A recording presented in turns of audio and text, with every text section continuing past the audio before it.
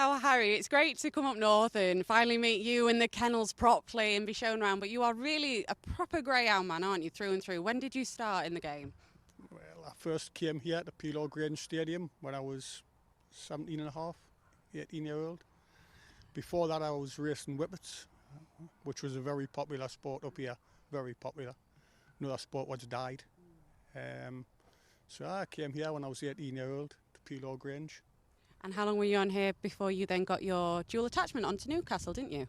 I did. I've been at Newcastle now for 11 years, and I was here for 18 months before that with a trainer's licence. But flap dogs, yeah, when it was a flapping track, in and out of the game for years. And how are you finding it? Obviously at Pelo, it's a beautiful track, your kennels are based here. It must be quite handy having the two tracks to choose between to race your dogs at. It is, aye. I got these kennels from Jeff when I lost my other place, and on the understanding I would run a few dogs for him, which I enjoy on a weekend, on a Sunday. It's a good day. And Newcastle's obviously my main track where I try and make a living from. You say your main track, but you don't mind getting the miles in, do you, with some of the open races and really travelling around the country? You've got a few nice ones coming through. Well, I've got a couple of nice dogs, but Glenn Foot, who helps us here full time, he's a young lad, he's 35-year-old, and he doesn't mind travelling up and down the country. My days of that are behind me. I'll just stop here and do the dogs. Glenn does the travelling, and he enjoys it, he loves the sport.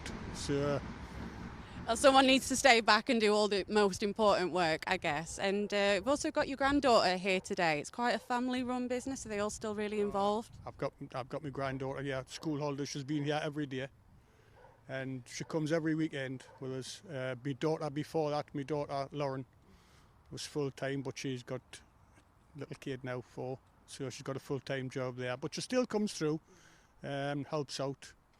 We've got another kennel hand, Billy Joe Duncan, who comes like every night, see to the dogs and that. So we're a pretty close-knit family. And you've got a good kennel size as well, about 40 greyhounds in at the moment? Got 40 greyhounds,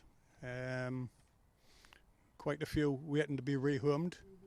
I've got, out of 40, I've got 10 waiting to be rehomed, which is a problem to say the least at the minute. And Have you got greyhounds waiting to come in as well? Obviously they're taking up the spaces. I've got inundated with people wanting to put dogs in, but you haven't got the space, you can't put them anywhere, can you? And what happens, these people who ask you and you say I haven't got no room, they go somewhere else and they don't come back. Of course they are. It's a lose-lose situation. So you've been around greyhounds all your life, and obviously you're going to carry on doing that. Is there anything else that you want to be doing? Any other tracks that you want to be visiting soon? Me personally, no. I just like, my job is come to the kennels and messing about the dogs. My days of travelling around Europe and racing, like I say, that's Glenn's department now. He can do that. And you obviously you're attached onto Pelo with the kennels, and they let you train the dogs here in the middle of the track, and it must be a bit of an advantage, I guess, over the other trainers. Well, not really. We can't put the hair around or use the traps, but no, it's fine. The situation here is great. Jeff lets we use the track for galloping on, like Monday, Tuesday, Wednesday, and we can use the middle of the track to just loose gallop the dogs. It's ideal. It's perfect. And obviously, so you've got your graded cards, you've got a few of the open races coming through. I'm going to put you on the spot. What do you prefer the most? Me? Well, it's good. Every ground trainer likes to have a good dog and watch a good dog race. But I've got to make a living, so bread and butter is the Newcastle, Pelo, graded dogs. My pleasure is getting a dog that's year 8 and making it year 4. Or year 3. That's where I get my pleasure from now.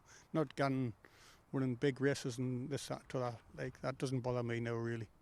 Really putting the work in. Obviously, you can see how much you care for your dogs. They're all very happy, very well treated, constantly getting off the beds to come and have a fuss. What do you look for when you're trying to source a greyhound, or is that something that you leave the owners to do? Well, I've got quite a few contacts in the business. Like, I've been in it quite a while now. Got good contacts in Ireland. I'll leave it up to them to source dogs for me. I get phone calls regular, and if I need to know anything, I've got good contacts in Ireland who can find things out. But like if Werner Gansen buys a dog, fair enough. I'll train it for them. You know, it's their dog. They're paying the bills. So if they want to buy a dog, so be it. You've obviously got the two runners in the Gold Cup semi-final this weekend. Out of all the competitions, is there any other big ones that you'd like to try and take on though? Obviously the All England Cup. We've got a dog in the final 2 years ago from here, Optic Jimmy. Good dog, but that's the one every Northern trainer wants to win the All England Cup or the Classic at Sunderland. Or the Classic at Sunderland, mind. Two big competitions up here, so them's the ones. And I would even travel to them tracks, Newcastle or Sunderland. That's about my farthest distance I would go now, Sunderland. Well, you certainly put the work in, so you deserve everything that's coming to you. We work hard, but you just get out what you put in.